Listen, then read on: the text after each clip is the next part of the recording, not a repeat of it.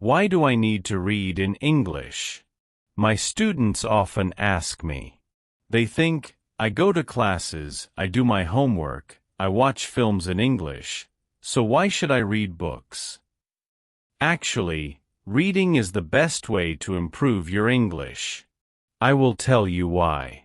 First, reading is very important. Not only did 1 in 4 people go to university in the past, but now more people go to university. All jobs require more reading and writing than years ago. This is true for everyone. It doesn't matter if you're an office worker or a mechanic. Second, reading will improve your speaking, writing, vocabulary, and grammar better than any other way. It won't improve your listening directly, but it will improve your vocabulary. When you have a better English vocabulary, you can listen more easily and improve your listening that way. In school, you probably read a lot of boring English textbooks and stories with exercises at the end, but I'm not talking about that. I'm talking about reading for pleasure. That means reading a book you enjoy because you enjoy it. You are not reading because your teacher said, read this book. You are not reading because you think, I should read this book. You are reading because you want to. In an experiment in schools in America, they gave some boys free books. They were fun books, like James Bond. They said, you can do what you want. You don't have to read the books. But the boys did read the books. They read a lot of books. Some boys read a book every 2 days. After years, they gave the students a test. The students who got the books got better at reading and writing, and they liked school more. The students who did not get the books did not get better at reading and writing. In fact, some of them got worse. This isn't just true for native speakers. They also did an experiment on students learning English in the Fiji Islands. They tested 3 ways to teach. The first way was normal English teaching with grammar classes, exercises, and so on. The second way was reading in silence. The students read books in class. The third way was reading together. The teacher read books to the students. After 1 year, the 2 ways with reading were the best. They were much better than the students who did normal English classes. They did the experiment again, this time in Singapore. There, the students who read in silence did very well. They did the best in grammar tests. Other students did grammar classes, but performed worse in grammar tests. In normal classes, we try to remember grammar and vocabulary. When we read, we learn them naturally. Maybe you're thinking, when I read in English, it's too hard. I have to use the dictionary all the time. It's boring. I can't do it. I understand, so I wrote this book. I think this book will make you like reading because the stories are easy and fun. The early stories are short and easy, and the later stories are longer and harder. When you finish the book, you will think, wow, I did it. I make a podcast called English Listening Practice. 9 of the stories in this book I wrote for English listening practice. One of the stories I wrote for this book, but when I made this book, I made the stories better. Now you can read the stories at beginner, pre-intermediate, intermediate, or advanced levels. The stories are all fairy tales. Some are very popular fairy tales, but some are not so popular. One of them I wrote myself. Maybe you're thinking, fairy tales are for children. I need useful vocabulary. I need to learn about business and science. That can't be fun. Actually, the vocabulary in these stories will be useful. McQuillan did an experiment where he looked at vocabulary in novels. 8% of the words were on academic word lists. These are lists of words that you need to know to study at university. Rolls and Rogers also did an experiment. They asked, if students read 1,000,000 words of science fiction, will they learn important science words for studying at university? The answer was yes. So yes, fairy tales are useful for you too. But I understand if you still don't believe me. When I learned about all this, I found it hard to believe too. But I like to try new things, and I love learning languages. So in 2017, I decided to do an experiment. I had wanted to learn Spanish for a long time, but I didn't learn much in normal classes. I said, I will read 1,000,000 words in Spanish. Afterward, I will see what my level is. 1,000,000 words is about 40 novels, so it was a lot of work. I started with very easy reading like this book. Then I started reading translations of books that I knew in English. For example, I had read Harry Potter and Game of Thrones in English, so I read them in Spanish too. Finally, I read new books in Spanish. I read Latin American authors such as Isabel Allende, Jorge Luis Borges, and Manuel Puig. I loved them. I also listened to podcasts, but I always read the transcripts and added the words to my goal. After I finished reading 1,000,000 words, I wrote and talked to native speakers. I was at an intermediate level. I could understand almost everything I read. I could understand people when they spoke clearly, and I could have conversations. I had spent most of my time reading, not speaking. In 1 year, I learned more than most students learn in 2 years. I didn't try to remember grammar and vocabulary. I learned them naturally. Maybe you're thinking, I don't believe this, or maybe you're thinking, wow, I'm going to read for hours every day. But I have to say something very important. You must read books that are easy and fun. If a book is too difficult or too boring, put it down and find another one. Stephen Krashen, an expert in language teaching, says only read things in English that are fun and interesting. Read things that are really easy, that you wouldn't read in your native language because they are too easy. So you can read comics, magazines, detective stories, romance stories, and so on. Don't feel bad about reading translations. If you read very easy books, when you see a word you don't know, you will understand the meaning easily. You won't have to use a dictionary. So what is easy? Experiments show that you should understand at least 98% of the words in the text. 98%? That's so high. I know, but let me show you an example. Here's a text where 50% of the words are not real words, so you should understand 50% of the words. Jerry fled out of bed and opened the curtains. He blamed to himself as he made breakfast. He made coffee and put butter on his puffer. Someone called his phone, and he picked it up. He was very surprised by who was tingling, so his inky fell on the floor. Is that easy to understand? Could you read a whole book of that? Here is the same text, but only 2% of the words are not real, so you should understand 98% of the words. Jerry jumped out of bed and opened the curtains. He sang to himself as he made breakfast. He made coffee and put butter on his toast. Someone called his phone, and he picked it up. He was very surprised by who was calling, so his inky fell on the floor. How was that? You probably didn't understand everything, but it was more fun to read than the first text. That's why reading for pleasure is so great. Maybe you don't understand everything, but you understand enough to follow the story, and you don't have to pick up a dictionary. So if you find that this book is too hard, read something easier. If you find it boring, read something more fun. I know that not everyone likes my writing, and that's okay. Find a book that is good for you.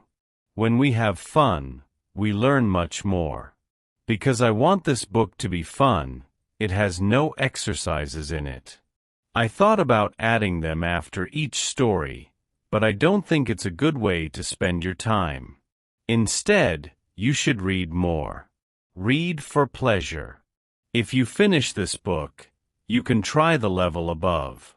Because you already read the stories, you will know them well, and it will be easier to understand. But maybe when you finish this book, you will love stories. I hope so. If you do want to read more, you can listen to my podcast English Listening Practice. I write a new story every week with audio and text, and there are over 100 episodes for you to listen to. We can improve our English with such beautiful stories. Let's listen to this story. This will improve your English speaking skills unprecedentedly. Do you want to improve your English? Do you want to speak English more fluently? You see, the English language changed my life. I was born in Hong Kong, so English is not my first language. My first language is actually Cantonese. My second language is Mandarin because my mother is from Taiwan. And my third language is English. So when I first immigrated to North America, I couldn't speak a word of English. And I know some of my fans have said that you're tuning into my videos because you want to learn how to speak the English language. I find that that's kind of interesting. So today, I want to share with you 5 steps to improve your English fluency. 5 things that I did to learn the English language. Step number 1 to improve your English fluency is actually very simple. Don't give a damn. That's right, don't give a damn. Speak whenever, wherever, however. It doesn't matter if you speak with an accent. I still speak with an accent, and I talk to tens of millions of people every single month. It doesn't matter. Forget how people will judge you. Forget how people will think of you. All this stuff doesn't matter. Just speak as much as you can. If they don't understand you, say it again. If they still don't understand you, say it again. Just keep saying it. I remember because I spoke with such a thick accent. I sounded like Jackie Chan. I can still speak with some Chinese accent like, hey, yeah, this and that kind of stuff. But you just speak. You just speak as much as you can because that's how you get comfortable. You would not guess if you're always thinking about. To understand a culture and its philosophies, you need to understand the language. So when I learned the English language, I also learned a lot about the culture and business. Of course, that's what I do. Language is not just something that you use to communicate, it's also something that you can use to train your mind. So, understand that. Step 4 is immersion. You have to immerse yourself. When I was learning English, I listened to music every single day. I would listen to English music and try to sing along. It was very difficult. I was listening to rap music, which was way too advanced for me. I eventually gave that up, but I continued watching English movies without subtitles. At first, I didn't understand much, maybe 5% of it. As time went on, I began to understand more, around 10% to 20%, and as my English improved, I noticed I understood the movies more and more. You have to immerse yourself, talk in English, listen to English music, watch English movies, do as much of that as you can. Naturally, you'll pick up slang, stories, and phrases. That's how you learn the English language. Make it fun. It doesn't have to be about sitting down and studying. Talk to people who speak English, interact, connect, read, watch, and listen. That's how you get good. That's how I got good. Step 5 to improve your English fluency is to hang out with people who speak English. I know it sounds obvious, but that's how you do it. In college, I saw groups of people where Chinese students only hung out with other Chinese students, Korean students with Korean students, and Japanese students with Japanese students. I did the opposite. I hung out with people who spoke English, Caucasians and locals who spoke perfect English. I would talk and hang out, go to the library, and try to converse as much as possible. Another thing I did was get a Korean girlfriend who spoke English. I'm not saying that's the only way to learn, but if you want to learn a new language, talk with people who speak it. You'll be shocked at how quickly you can pick up the language. Let me give you a bonus tip. Step number 6. Going into a state of overlearning. If you're thinking about learning a language and want to get to a higher level quickly, you should go into a state of overlearning. For example, if you're lifting weights and you can manage 20 pounds, to make that easier, you should train with 25 or 30 pounds. That's over-preparation and overlearning. In my case, learning English wasn't just about day-to-day communication. It was also about higher stakes, like selling, closing deals, and marketing. That's how I became a fluent English speaker. I'm sure you've had moments in your learning where you felt like you were progressing quickly. It was motivating and fun, but then you hit a wall and felt like you'd never speak fluently or confidently. This feeling of being stuck is often called the intermediate plateau, and I've been there. It can be a comfortable place where you can speak and understand in many situations. But for most of us, it's not enough. We want to enjoy the language as freely as our mother tongue. As a native speaker, I've never had the experience of learning English as a second language, so I want to bring you an expert who has successfully done it here at Real Life English. If you listen to our podcast, chances are you have already heard me on there. But today, I'm here to share a bit of my story and how I went from speaking zero English to achieving the level of English I have today. I'm just like you. I'm an English learner myself and had to start from scratch in my country, Brazil. I've never been abroad, so I'm going to tell you how I did it, and hopefully, this will give you some ideas and inspiration for your English journey. But before we get started, make sure you hit that subscribe button and the bell down below because every week we put out videos to help you speak English with confidence and naturally. So, let's get started. My story with English began when I was 15 years old. As I mentioned, I come from Brazil, and at that time, I knew zero English. I couldn't speak, read, or write. But at 15, something magical happened. I developed a desire to become bilingual. I'm not exactly sure why, but the idea of using two languages to communicate and express myself was very attractive to me. I looked around and realized that no one in my family or social circle knew English, which led me to associate knowing English with having a better life and more opportunities. I took an English course that was really helpful.